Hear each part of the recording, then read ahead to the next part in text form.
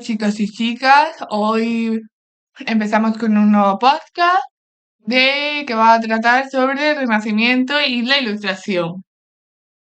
Entre los siglos XV y XVIII va el periodo desde el Renacimiento hasta la Ilustración, y durante estos siglos la historiografía deja de ser un relato dominado por la religión o los mitos para convertirse en una disciplina racional al servicio del conocimiento y del progreso.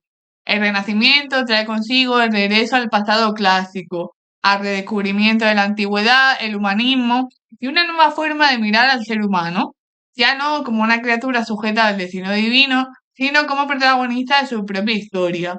Y más adelante la Ilustración dará un paso más. Aplicará la razón, la ciencia y la observación empírica a la interpretación del pasado. Voy a empezar por el Renacimiento, que es la vuelta al pasado antiguo, y hay una renovación historiográfica. Estamos entre los siglos XV y XVI, en plena Europa renacentista.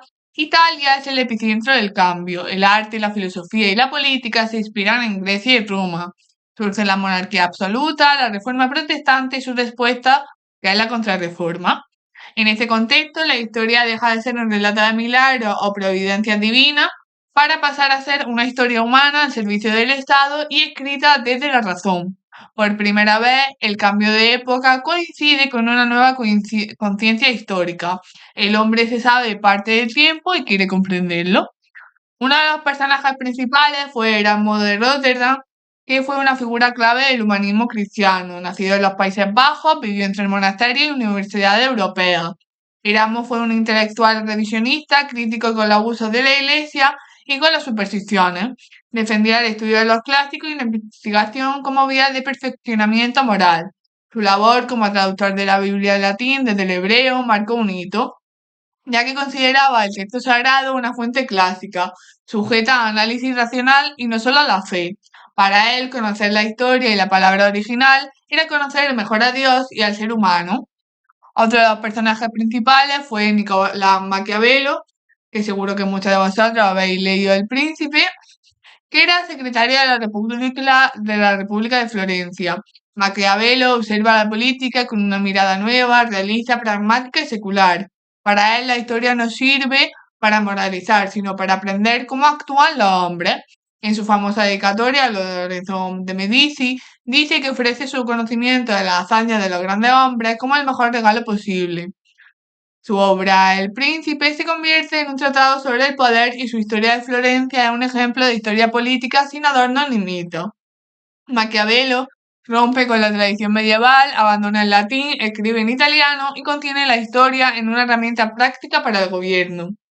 Otro de los personajes principales es Giambattista Vico, que introduce una visión filosófica y cíclica de la historia. En su obra, La nueva ciencia plantea que las sociedades evolucionan en tres etapas: infancia, juventud y madurez, siguiendo una especie de espiral. El centro de su pensamiento es la naturaleza humana, siempre cambiante. Vico combina la filología, la mitología y las tradiciones para reconstruir los orígenes del derecho y las instituciones. Su idea de que la historia es producto del hombre y no de la naturaleza influirá más tarde en pensadores como Marx o Montesquieu. Avanzamos al siglo XVIII, el siglo de las luces. La razón y la ciencia se convierten en las herramientas fundamentales para entender el mundo. El progreso sustituye a la providencia. El ser humano es capaz de transformar su destino. Se reduce el analfabetismo, se difunde la idea ilustrada y surge el despotismo ilustrado que pretende reformar sin destruir el poder absoluto.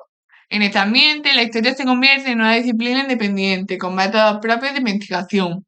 Los historiadores ya no narran hazañas o leyendas, sino que buscan explicaciones causales y analizan las costumbres, las leyes, la economía y la sociedad.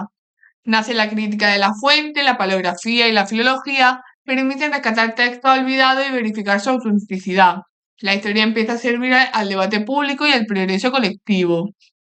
Otra de las figuras más importantes es Voltaire, que fue una de las grandes figuras del pensamiento ilustrado. Anticlerical, satírico y brillante, convirtió la historia en una ciencia social. En su ensayo sobre la costumbre y el espíritu de las naciones, se centra en el porqué de los hechos, más que en los hechos mismos. Critica la historia tradicional por limitarse a fechas y batallas, y propone una historia profana y racional útil para la sociedad y los debates políticos. Para Voltaire, la historia debe incluir la economía, las leyes, la agricultura, el comercio y las costumbres, porque solo así se entiende cómo viven en los pueblos. Es además el gran impulsor de la enciclopedia junto a Diderot, y con ella pretende reunir todo el saber humano bajo la luz de la razón. Otro de los filósofos muy importantes es Montesquieu, que fue además jurista y político, y analiza la historia a partir de las leyes y las estructuras sociales.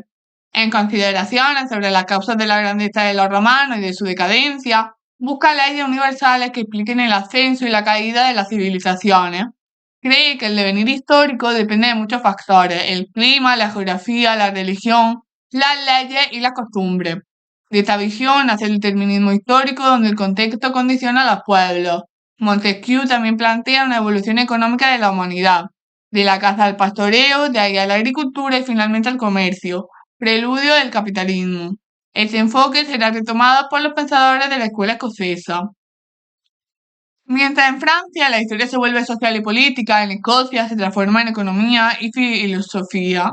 Surge la idea de que el progreso histórico culmina en el capitalismo y la industrialización. Otras vías de desarrollo se consideran utópicas. La historia comienza a verse como un proceso lineal, una evolución constante hacia la razón y la libertad económica. La economía empieza a analizarse al margen de la política, anticipando las ciencias sociales modernas.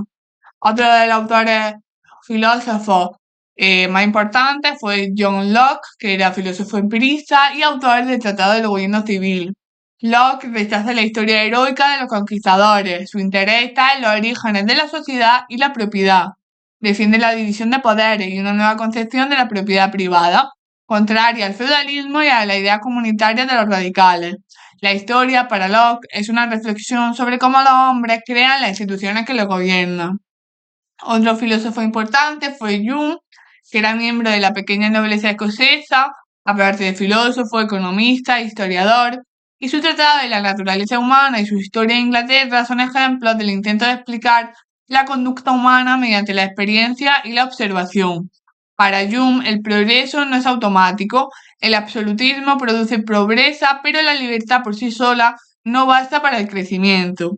Su enfoque económico e histórico marcará el pensamiento liberal posterior y abrirá el camino a autores como Adam Smith.